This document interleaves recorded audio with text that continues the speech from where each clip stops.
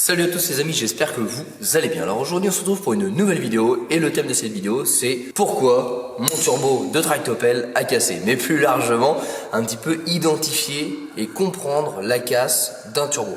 Donc là aujourd'hui on va bénéficier du turbo du tractopelle que vous avez déjà vu en vidéo, donc le remplacement, je vous mettrai le lien en description de la vidéo. Et le but c'est vraiment de le démonter et de comprendre qu'est-ce qui a pu entraîner une détérioration, une casse du turbo pour ensuite donner des conseils pour éviter de casser vos turbos.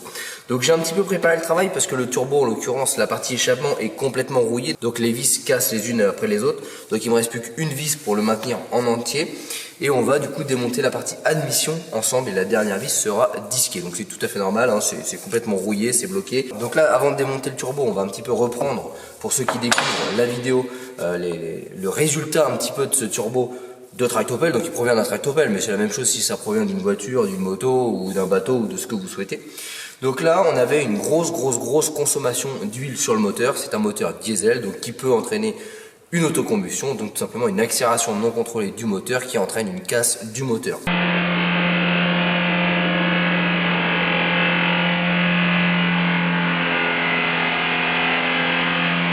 La provenance de cette huile qui rentrait en combustion, c'était le turbo, notamment par l'axe du turbo. Au démontage du turbo, on a eu quand même de belles surprises, puisque le turbo est totalement mort. Il n'y a pas d'autre mot pour vous présenter ce turbo-là. Donc vraiment l'idée c'est de prendre point par point ce turbo et vraiment de comprendre qu'est-ce qui a entraîné la casse à un endroit, qu'est-ce qui a entraîné la casse à un autre endroit, etc. Et vous allez voir qu'un turbo c'est quand même assez complexe et que ça demande un entretien régulier de votre véhicule qui est bien trop souvent négligé, mais aussi le turbo ça a besoin de fonctionner d'une certaine manière. J'entends par là temps de chauffe obligatoire du moteur et pas du liquide de refroidissement mais de l'huile, et surtout de ne jamais couper le moteur suite à une grosse charge, donc une grosse accélération, etc. parce que le turbo a besoin de continuer à refroidir avec l'huile qui va le traverser. Donc là si on reprend un petit peu l'état du turbo, on peut voir que l'hélice d'admission est totalement broyée, donc elle n'existe d'ailleurs quasi plus. On peut également voir un jeu énorme dans la turbine. Et on peut également constater qu'il y a de l'huile dans l'admission. D'ailleurs, ça se voit tout autour. Et également dans la partie échappement avec énormément de calamine. Donc les amis, on va attaquer le démontage. Donc on va faire étape par étape. On va commencer par la partie admission. On va analyser la partie admission. Ensuite, on va démonter la partie échappement. On va analyser la partie échappement. Et ensuite, le central, qu'on appelle également le SHRA. Et voir un petit peu qu'est-ce qu'on découvre et qu'est-ce qui a pu entraîner cela.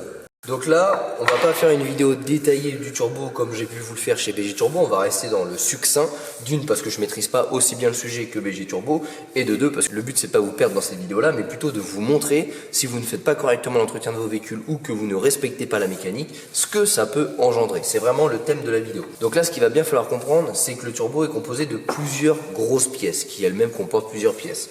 On a trois grosses pièces. On a le carter turbine d'admission, le carter turbine d'échappement. Au centre, on a ce qu'on appelle le central ou le SHRA. Et le SHRA est composé d'un axe, de plusieurs bagues et de deux turbines, une admission, une échappement. C'est la turbine d'échappement via les gaz d'échappement qui va être entraînée, qui va entraîner la turbine d'admission et qui va venir envoyer de l'air sous pression dans le moteur. Moteur turbo compressé, puis qu'on comprime de l'air. C'est aussi simple que ça. Donc c'est parti, on démonte la partie admission. Et on va aller un petit peu analyser cela.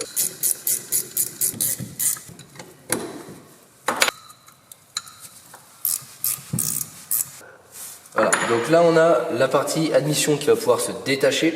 Ce qu'il faudra bien comprendre, c'est quel fluide va traverser votre turbo. De part en part du central, on a l'huile. L'huile arrive et ressort direction de carter. Dans la partie ici, on a uniquement de l'air. Et dans la partie ici, on aura uniquement des gaz d'échappement.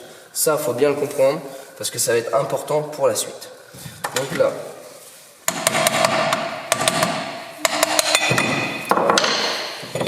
on arrive à la partie admission.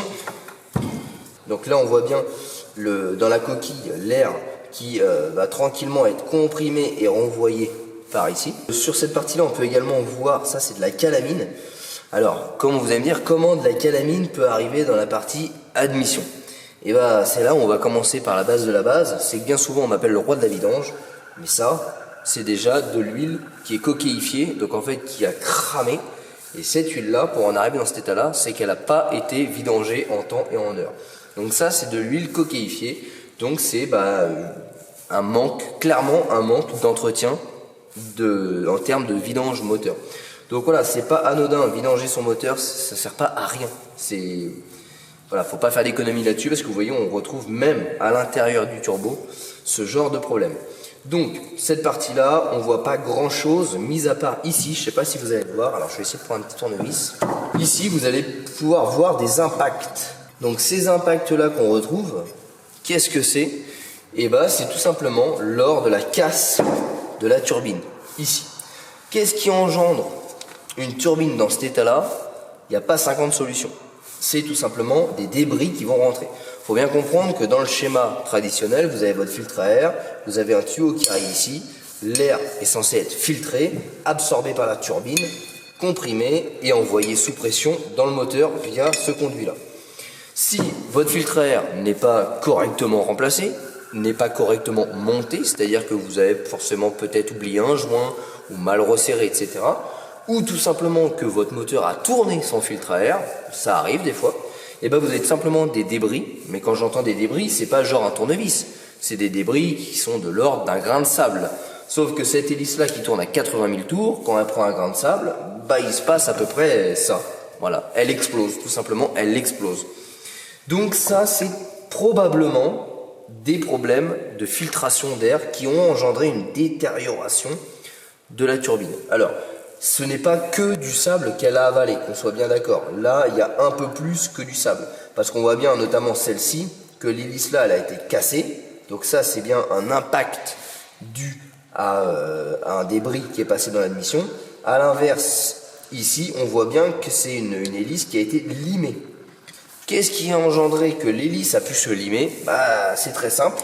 L'hélice rentre au millimètre, voire même centième de millimètre dans l'axe ici, parce que le principe c'est que le bord de l'hélice fasse étanchéité, c'est un grand mot, mais soit au ras du bord ici. Et forcément, quand votre turbo a un manque de lubrification, soit par manque d'huile, soit par mauvaise vidange, soit par non-respect de la mécanique, vous allez engendrer un jeu sur l'axe. Et là, on peut bien observer le jeu immense qu'a l'axe. Donc vous imaginez bien que si la turbine qui est censée être complète, venir jusque là, voilà, la turbine est censée venir jusque là, donc là il manque quand même tout ça, passe au ras du conduit d'admission, vous doutez bien que quand on a 2 mm de désaxage comme ça, l'hélice va venir frotter à l'intérieur, peut se casser et surtout va tranquillement se limer, parce que le jeu comme ça n'est pas apparu du jour au lendemain, c'est-à-dire que le jeu s'est tranquillement accentué, donc l'hélice a tranquillement de plus en plus frotté sur la partie admission ici, et elle s'est totalement limée comme ceci. Voilà. Alors ça c'est très mauvais, une détérioration comme ça de la turbine c'est très mauvais. Pourquoi? Parce que ces débris là ils vont pas ressortir par le filtre à air, vous l'avez bien compris, ils vont être envoyés par ce conduit là directement dans votre moteur.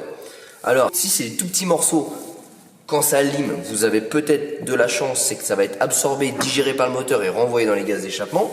Vous l'avez compris, si c'est renvoyé dans les gaz d'échappement, ça va aller détériorer les hélices de la turbine derrière, qu'on va voir tout de suite après. Mais surtout, ça reste de la ferraille, et dans un moteur, c'est tout sauf bon. Donc vous risquez de tout simplement faire une rupture du film d'huile et de venir rayer vos cylindres. Donc ça, c'est entre guillemets le cas le moins grave. Et pire que ça, vous pouvez avoir tout simplement des morceaux qui se cassent ou qui se détachent. Et là, on va être sur des morceaux de l'ordre de 1,5 cm, donc la taille d'un morceau d'hélice, qui va passer dans l'admission et qui peut venir en fait empêcher votre piston d'atteindre son point mort, donc qui va venir taper dans la culasse. Si votre piston ne peut pas aller à son point mort, il va tout simplement rendre la contrainte sur la bielle, donc vous pouvez tordre une bielle. Première chose. Si votre piston arrive à monter au point mort, il va falloir que ce morceau de ferraille d'hélice qui est arrivé dans votre moteur s'échappe. Il va s'échapper par où?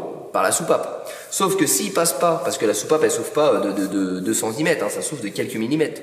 Si votre morceau de ferraille se bloque entre la soupape et le siège de soupape, votre soupape va se refermer, sauf qu'elle pourra pas se refermer, et vous allez casser la soupape et abîmer le siège de soupape. Ça veut dire déculassage, remplacement de la soupape et réusinage du siège de soupape. Donc les dégâts sont très conséquents.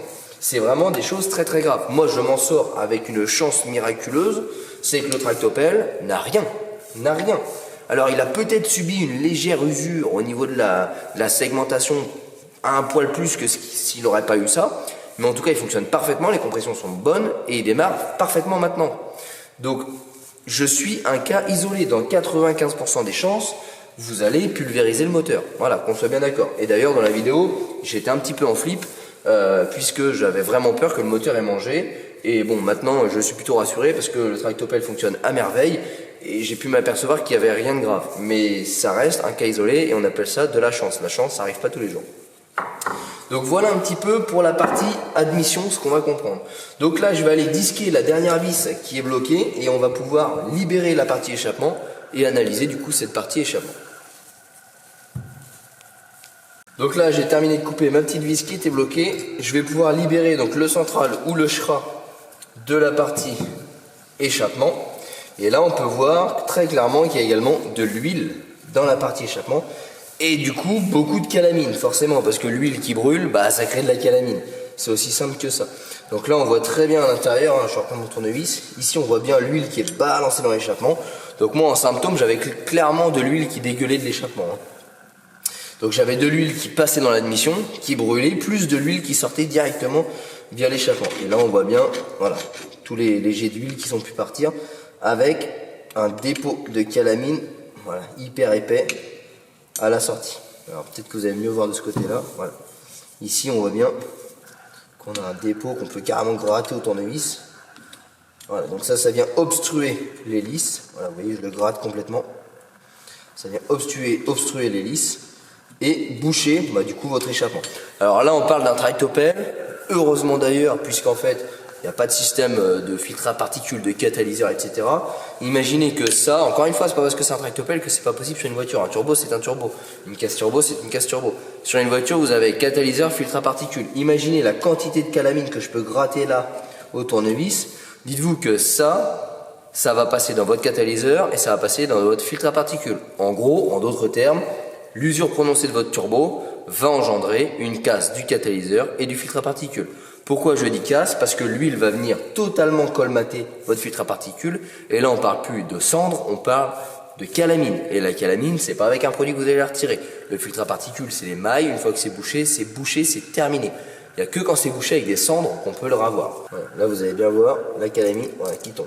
Donc ça va venir tout simplement boucher votre filtre à particules et votre catalyseur.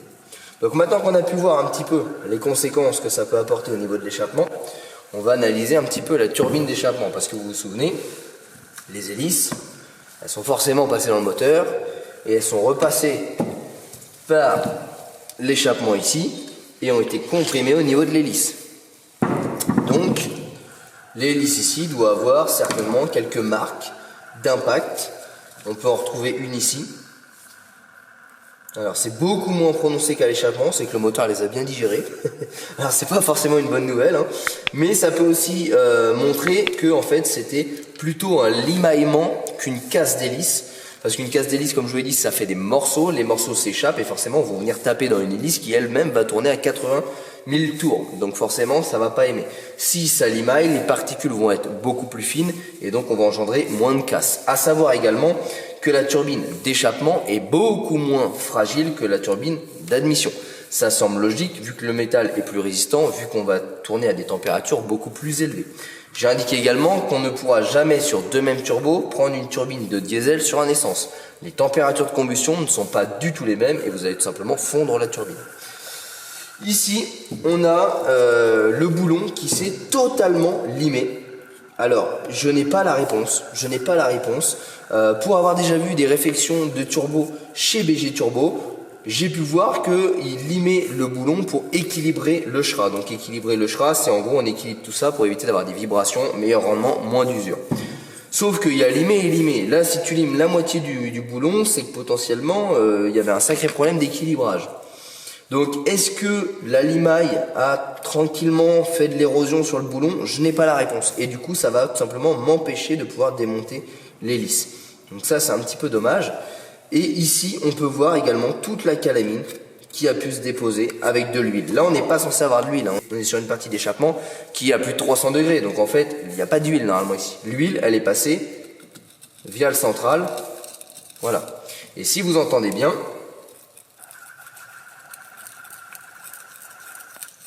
ça croustille. Ce qui croustille, c'est la calamine qu'il y a dans le central. Et le central, qu'est-ce qui passe dedans? C'est votre huile. Donc vous vous doutez bien que si ça croustille au centre, c'est que l'huile a totalement brûlé au centre du turbo. Et qu'est-ce qui entraîne de l'huile qui brûle? Deux choses. Mauvaise utilisation, donc on coupe le moteur alors que le turbo a été fortement sollicité et donc le turbo est très chaud. Ce qui fait que l'huile ne circule plus, donc l'huile qui est dedans va brûler. Voilà, première conséquence. Deuxième conséquence, manque de vidange. L'huile se dégrade et vient tout simplement créer un dépôt dans les conduits de graissage du turbo. Donc ensuite, vous pouvez entendre le bruit horrible du turbo. Ça, c'est tout sauf normal. C'est-à-dire que normalement, ça fait pas de bruit. C'est ajusté, ça doit, voilà, ça doit coulisser sur des jeux mécaniques, là où l'huile va venir combler et éviter un frottement métal-métal. Là, on voit que, voilà, il n'y a plus aucun jeu respecté. Tout est totalement, voilà, ça se promène. Vous voyez, il y a au moins 3-4 mm de jeu. Et donc là, forcément, bah, c'est un petit peu la salsa. Chacun prend son indépendance. Et du coup, bah, ça vient bousiller tout ça. Et l'huile, forcément, n'a plus d'étanchéité au niveau des bagues et s'échappe via l'échappement, mais aussi via l'admission. Donc, on revient à envoyer de l'huile, donc un produit inflammable dans le moteur, ce qui peut créer une autocombustion, et dans l'échappement, et ce qui va totalement boucher le système d'échappement, donc filtre à particules et catalyseur. Je vais essayer quand même de pouvoir démonter les turbines pour vous montrer un petit peu l'état des axes dedans et surtout les conduits de graissage. Bon, donc là, comme tout le reste du turbo, hein, totalement mort, il a fallu que je disque l'écrou, puisqu'en fait l'écrou était totalement soudé à l'axe, tellement que ça avait chauffé. Donc là, j'ai disqué l'écrou et ça me permet de pouvoir libérer la roue. Alors, BG Turbo, vu que je sais que tu vas me regarder, j'ai bien regardé le sens de filetage parce que tu m'avais dit qu'il y en a qui avaient le pas inversé. Mais vraiment totalement bloqué, même la rondelle, il y avait une rondelle et un écrou. La rondelle est également soudée sur la turbine, donc je pense que ça a chauffé de partout. Donc là maintenant, on va pouvoir terminer de démonter tout ça pour pouvoir vous montrer un petit peu les internes du SHRA. Voilà, donc là, vous voyez, je suis obligé d'appliquer une certaine force parce que même la turbine d'admission, elle s'est soudée sur l'axe. Donc en faisant levier avec un tournevis, j'arrive à l'extraire. Voilà, vous voyez, ça y va tranquillement. C'est incroyable. Donc là, on retire la turbine, on retire la partie centrale, et là, on va avoir accès aux différentes pièces du turbo. Donc là, je ne vais pas vous détailler toutes les pièces, je vais vraiment vous montrer en fait la répercussion d'un problème d'huile sur l'axe directement. Et là, on peut sortir l'axe complet avec la turbine d'échappement. Et là, vous voyez un petit peu le carnage qu'on a pu avoir avec la calamine. Donc là, voilà, tout ça, c'est de l'huile qui est passée, qui a calaminé, qui a brûlé. Totalement mort. Bon les amis, maintenant que c'est totalement démonté, vous allez voir, c'est un carnage à l'intérieur. Alors, déjà, on va pouvoir voir un petit peu, alors, au-delà de toute cette calamine qui tombe, hein, donc là vous voyez bien l'épaisseur de calamine incroyable qu'on peut retrouver dedans. Voilà. Alors hop, je vais essayer de prendre un tournevis, vous allez voir. Regardez, l'épaisseur, c'est carrément, c'est brûlé quoi, ça c'est... Voilà.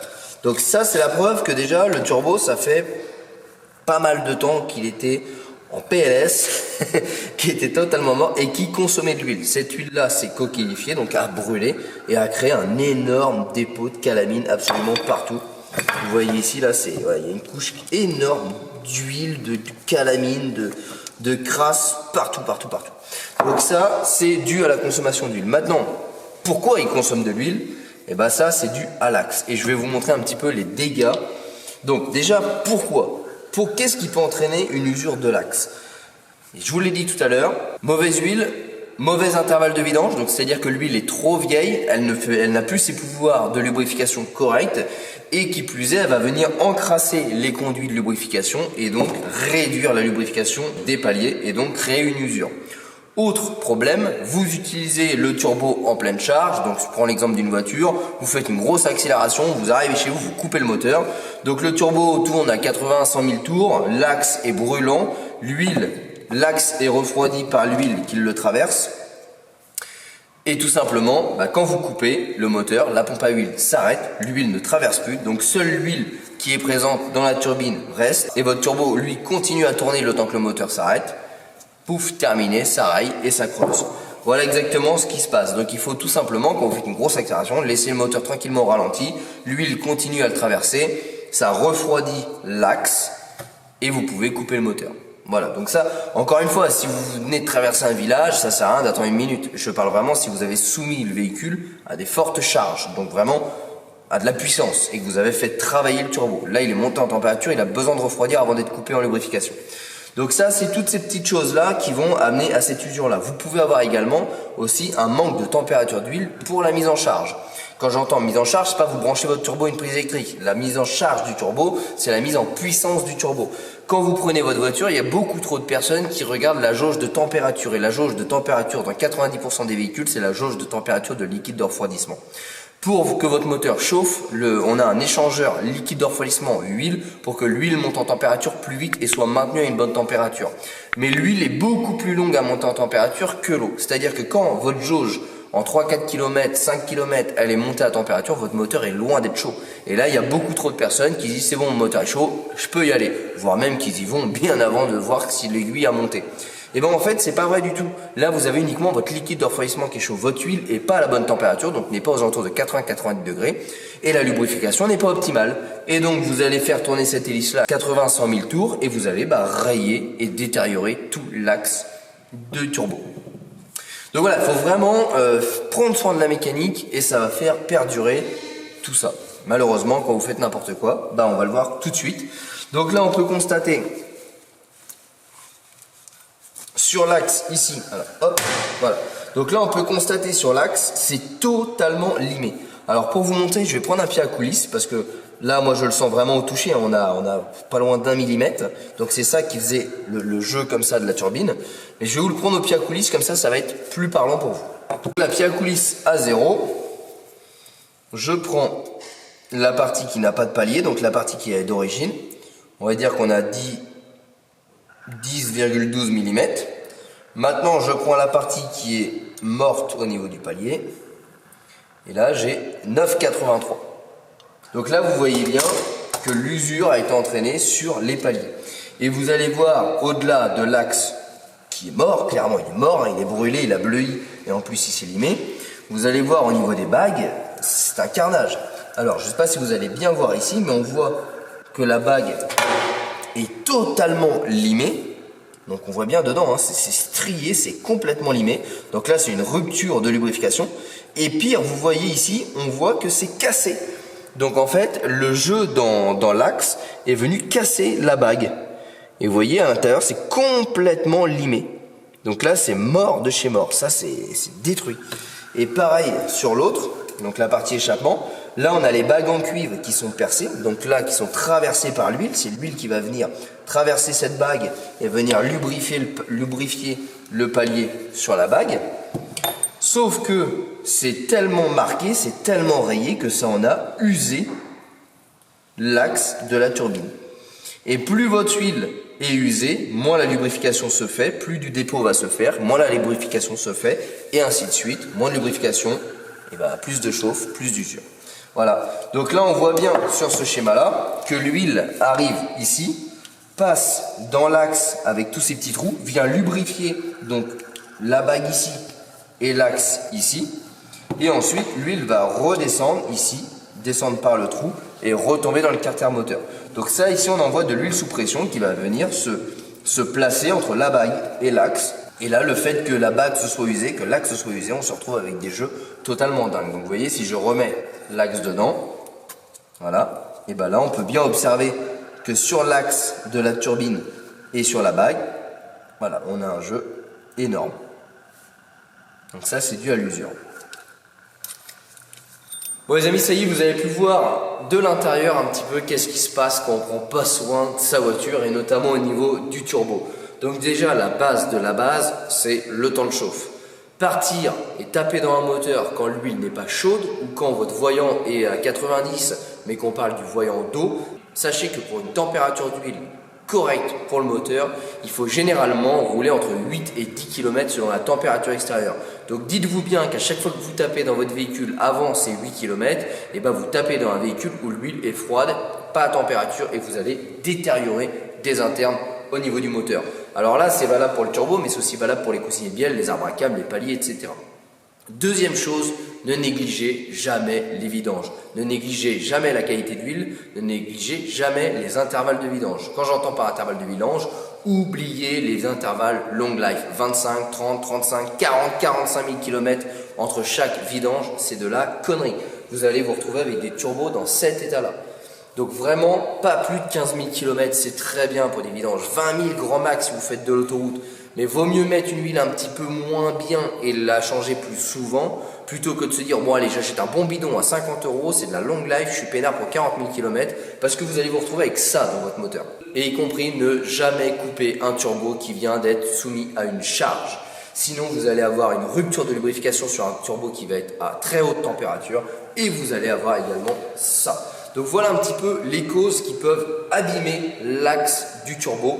Et bien évidemment, pour la partie admission, bah ça, il n'y a pas de secret. C'est soit du débris qui rentre et qui vient casser les ailettes qui sont aspirées dans le moteur et risque potentiel de casse moteur, ou bien le jeu dans l'axe qui vient tellement grand que la turbine va venir frotter comme ça sur le carter d'admission et se détériorer. Et pareil, aller dans le moteur et potentiellement casser votre moteur. Donc vous pouvez vous retrouver avec un moteur cassé dans le pire des cas, vous pouvez vous retrouver avec une ligne d'échappement à changer, j'entends par là catalyseur, filtre à particules, ce n'est pas anodin, ce n'est pas du pipeau, hein. Vous avez pu voir la quantité de calamine qu'on retrouve dans la partie échappement du turbo, cette même calamine se retrouve dans les filtres à particules et les catalyseurs sur des véhicules, sur des voitures. Donc vous imaginez bien que si on a ça dans un filtre à particules, le filtre à particules c'est terminé. Donc un turbo c'est généralement 800 €, un filtre à particules c'est généralement 4 à 600 €.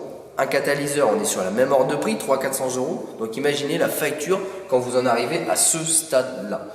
Donc les amis, j'espère que cette petite vidéo vous a plu. J'espère que j'ai pu vous conseiller, vous donner concrètement ce que ça donne quand vous prenez pas soin de votre voiture. Encore une fois, un petit coucou aux artisans de chez BG Turbo à Marseille. Et n'hésitez pas, si vous avez la moindre question sur des turbos, que vous avez le moindre besoin, soit sur la réfection, sur la préparation ou sur l'achat d'un turbo, vous pouvez y aller les yeux fermés. Ils sont professionnels dans le domaine, ils savent de quoi ils parlent et ils font du travail de qualité. Donc n'hésitez pas, je vous mettrai leur petit site internet en description de la vidéo. Les amis, j'espère que cette petite vidéo vous a plu, j'espère surtout qu'elle pourra vous être utile. N'hésitez pas à nous rejoindre sur les réseaux sociaux, Facebook, Instagram, tous les liens sont en description de la vidéo. Et bien évidemment, pense à t'abonner à la chaîne YouTube pour recevoir une notification pour les prochaines vidéos. Allez les amis, à très bientôt. Ciao.